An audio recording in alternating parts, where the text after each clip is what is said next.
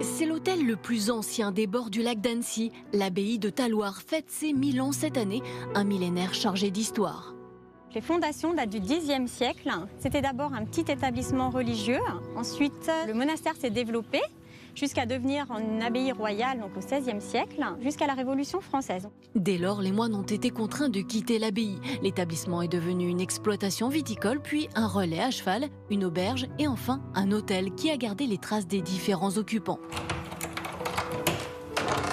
Les moines donc, leurs cellules sont restées des chambres, pas si petites et aujourd'hui beaucoup plus confortables. Quoique, à chaque client est laissé le choix entre une chambre moderne ou classée comme celle-ci. Le parquet est d'origine, les poutres datent du XVIIe siècle et surtout au mur tous les portraits des apôtres. Une chambre que certains disent hantée. Ce qui est sûr, c'est qu'on a énormément de clients qui nous disent qu'ils ont ressenti comme des esprits. Après, on a une clientèle étrangère qui, au contraire, veut spécifiquement cette chambre, puisque eux n'ont pas tout ce patrimoine historique. Donc là, ils sont baignés dans l'histoire. Une plongée aussi sur la vue imprenable du lac, grand donateur de poissons. L'hôtel a la chance d'en être approvisionné par les 2 seuls pêcheurs professionnels du lac. Il se met sur le ponton et il nous livre directement. Des ferrats ou des écrevisses, la spécialité de l'hôtel servie à l'entrée. Il n'y a pas d'endroit aussi magique en fait. On s'est mariés à la baie de Talloires et c'est un lieu qui est paradisiaque.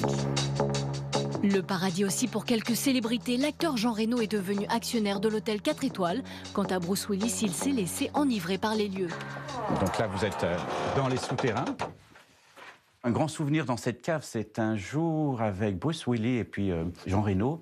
Et on avait un petit peu un Haut-Brion, Mission Haut-Brion à déguster. Un Bordeaux, mais aussi de nombreux vins de Savoie, évidemment. Le Mondos Blanche est un cépage très rare en Savoie. Tout aussi rare, le lac d'Annecy, le plus pur d'Europe. Un dernier superlatif, la baie de Talloires a récemment été citée comme l'une des plus belles baies au monde.